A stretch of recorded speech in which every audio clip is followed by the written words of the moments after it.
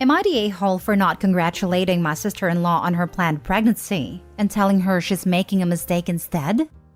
My brother works as a car rental agent and his salary is not livable at all. His wife is a stay-at-home mom for their 4-year-old, so he's the sole provider. And he's been receiving a fixed sum from both my mom and other sister to keep things afloat.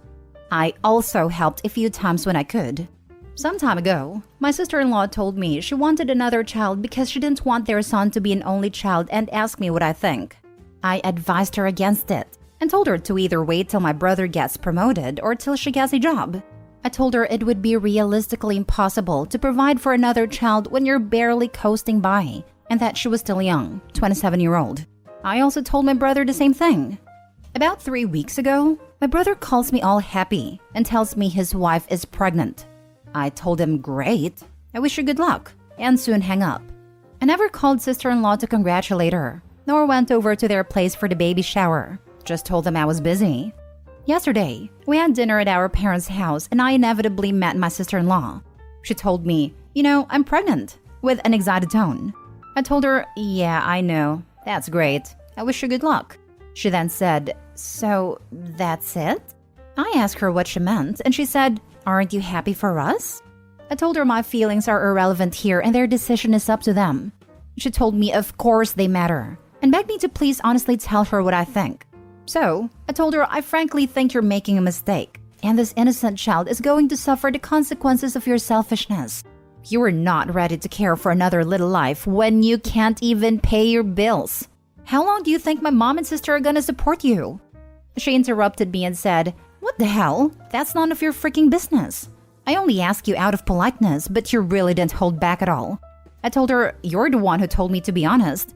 She said, I told you to be honest with me, not be a douche. She then called me an a-hole and went off to complain to my brother. I didn't want to entangle with them and just grabbed my purse and left. Sometime later, my mom calls me fuming and tells me I had no right to make any comment whatsoever. She said I should have congratulated them properly and left it at that. That, even if she was the one who asked for my opinion, I should have known better than to hurt her with those words. I also think my words might have been pretty hurtful and I went too far. Am I the a-hole? Now for the top comments. This might be unpopular later, but not the a-hole. Maybe you should have been kinder or phrased it better. I don't know, because I don't know what you said, but she shouldn't be sheltered from the truth when she literally asked for it. We can go through life expecting family to cater to our feelings, but then their advice and opinions really mean nothing. Who wants to surround themselves with yes men saying whatever they want to hear? Personally, I value my dad's opinion more than others because I know he will be honest and call me out. She asked for your opinion? Got mad when you gave it. Full stop. You are not the a-hole. Not only ask, but had previously heard OP's opinion/advice, then sought OP out and pressed the issue, as if to get validation for herself. What was she expecting here? Not the a-hole. You would have been if you had mentioned it when you first got a call giving you the news. But you didn't until she cornered you and told you to be honest. So you were. That's what I found interesting too. That she already knew OP's opinion, yet pushed her to give it again. It's like she either wanted to start drama or she was delusional in hoping that OP had changed her mind, even though none of their circumstances had changed. Not the a-hole. I never understand people who does not have enough money even for one person, and then they marry and make 2+ kids and they have no money. Some people lose their rational thinking capability when the topic comes to kids. If you cannot live with one wage with 3 people and you get support from the family, you cannot live with 4 people. Not the a-hole. Don't give them money anymore, even if you can't afford to do so. Yes, this exactly. Yeah, or at least don't give until brother picks up his second job and is looking to improve his lot and sister-in-law. And make it clear that all help will end if they have another kid. They need to feel the consequences of their choices before help can be considered, so they won't be tempted to do it again. Next story. Am I the a-hole for telling my sister nobody was interested in her PhD research? My sister, 34 female, and I, 31 female, come from a working-class family. Nobody in our family is higher than a high school education, save for us. I have a bachelor's and my sister is currently working on her PhD. Obviously, We're both proud of this, but my sister often brags to an extent that many in our family find uncomfortable or discouraging, and she talks down to people around her. When she began her program, she explained it in very technical terms that confused our aunt. When she was asked to clarify, my sister made a fuss about how it was so easy for her to understand, and she forgets that not everyone can wrap their heads around it. It's been an issue since she started her master's, and I've admittedly been at my wits' end with her for quite a while. I hosted Thanksgiving this year. When we were eating, my sister was asked about her research, and she went on a long, complicated spiel about her work. She was missing context, pulling out every 10-cent word, getting super technical, and under-explaining every concept. She talked for about 10 minutes straight, barely pausing for questions or comments. It dominated conversation. Eventually, I interrupted her and tried asking our dad about his work. My sister interrupted him and said she wasn't finished, then continued talking. I told her I was finished listening to her and that she could talk all she wanted but she'd need to do it in another room. She made some comments about my hosting and continued on. I stopped her again and told her that nobody was interested and she needed to be quiet, which she did. It was, admittedly, extremely awkward and quiet, and my husband decided to just plow on and make conversation with an aunt of mine. After that, conversation carried on as usual with my sister being very, very quiet. Afterwards, our parents scolded me for being rude but said my sister was being over the top. But I should have just let her talk. A few of our other relatives thanked me for cutting her off. Her fiancé called me yesterday morning and said I embarrassed my sister and made her feel ashamed. He implied I was jealous of her success and asked me to formally apologize to her. I said I'd apologize to her, but I wouldn't mean it, and he hung up on me. I've thought it over and I can see how my approach was wrong, but I genuinely did not see any other option at a time. Always willing to learn though, and seeking a new perspective.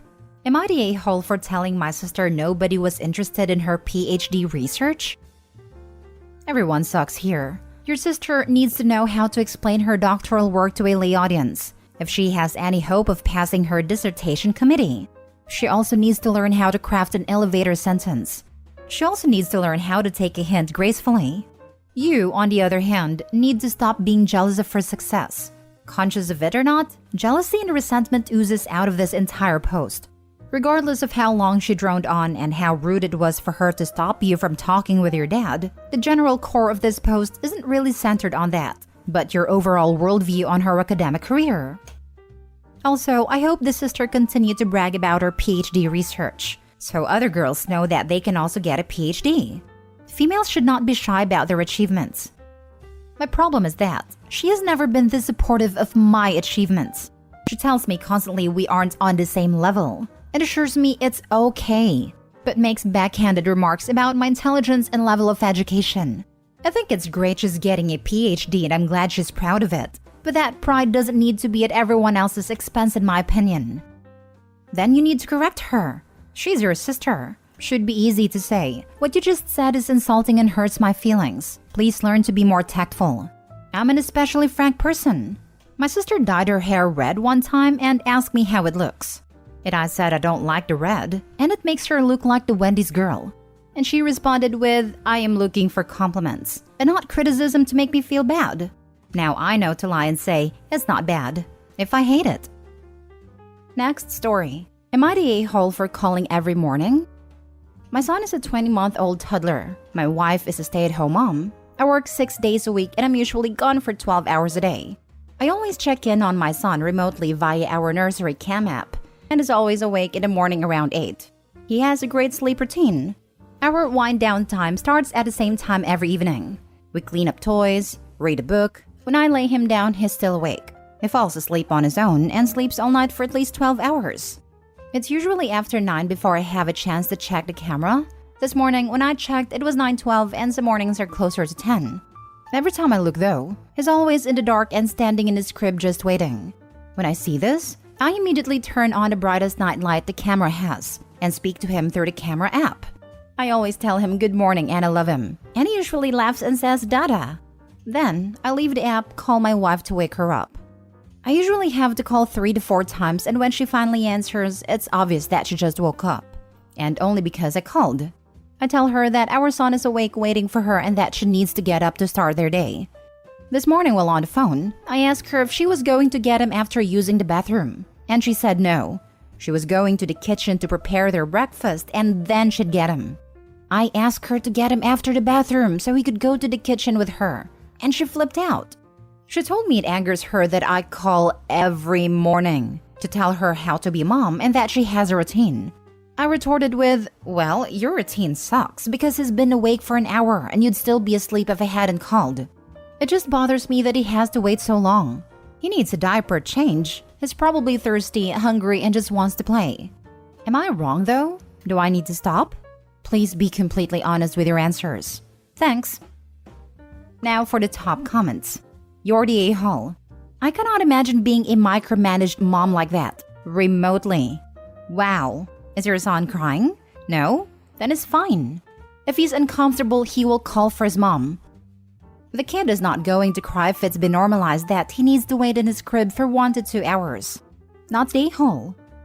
Totally agree with this. 1 to 2 hour wait is just sad. I hated reading this post. Your wife is a negligent mother. It is sad. Not the a-hole. She sounds lazy. Or like she has postpartum. You're the a-hole. Firstly, let's start with the fact that your kid is now into toddler range as opposed to infant. Your kid can manage a few moments alone in their crib and will still cry if they need any worthwhile attention. Secondly, let's say she took the toddler with her while preparing the food. Your kid is now learning escape methods. Getting into crap, cause mischief stage. Let her get the food ready first. Thirdly, best intentions aside, if my husband was micromanaging my mothering, I'd blow a gasket from stress alone. Moms need what sanity remains to us, especially before entertaining a toddler for hours. Fourthly, there was zero indication of why you thought your son was up for an hour, which makes me think it wasn't necessarily true so much as you just wanted to add spice to the insult you slung at your wife. You chose her to be the mother of your child. Now let her do her job in peace. He clearly states that his son usually is awake by 8, and mom doesn't come get him until past 9, sometimes as late as 10. That's not a few moments. Last story. Am I the a-hole for storming out of my wedding reception after sister-in-law's speech? I, 26 male, got married to my wife, 32 female, this weekend. The ceremony went great and the reception was going well. Just after we ate, my father-in-law and best man spoke, then my sister-in-law. All was going smoothly until she brought up an awful time in my life. A little background. During COVID, I lost most of my savings on the business I had unluckily opened in October of 2019. I was also dealing with bad gastrointestinal problems and horrible IBS. I felt horrible, like I had no hope, and getting my life back in order would take forever. Friends who had been a part of my business left due to the failure, and others due to the medical problems. My fiancé was the only one who supported me and gave me hope. She helped me rebuild my self-esteem and eventually my business, and I cannot thank her enough. When I was at my lowest, I wrote an emotional note about these feelings and went into detail about all the horrible things I felt both emotionally and physically. I also wrote about how she was my strength and kept me afloat. I told my wife about writing my thoughts but never showed her the note. Midway through sister-in-law's speech, I saw her unfold this dreaded note and start to read it to the audience. Not just the part about my wife, but a full paragraph before it, where I described how hopeless I felt and the details of my darkest moments from my toughest battles with IBS. I was so embarrassed. My sister-in-law started to cry as she got through the part about my wife, and went on to say she never knew how bad it was, but knew our love would overcome anything. I got red in the face, stormed out to the back of the venue and lit up a cigarette, which I haven't had in years. Some family members ran out, but I told them I needed to be alone. I came back after a bit. Everyone was eating and dancing, but I was still getting stares and I just felt horrible. My wife comforted me, but we didn't really talk it through since she was entertaining family and whatnot. After the party, I brought it up with my sister-in-law. I told her I felt violated that she would somehow get a hold of that note, and not only read it, but share it with everyone.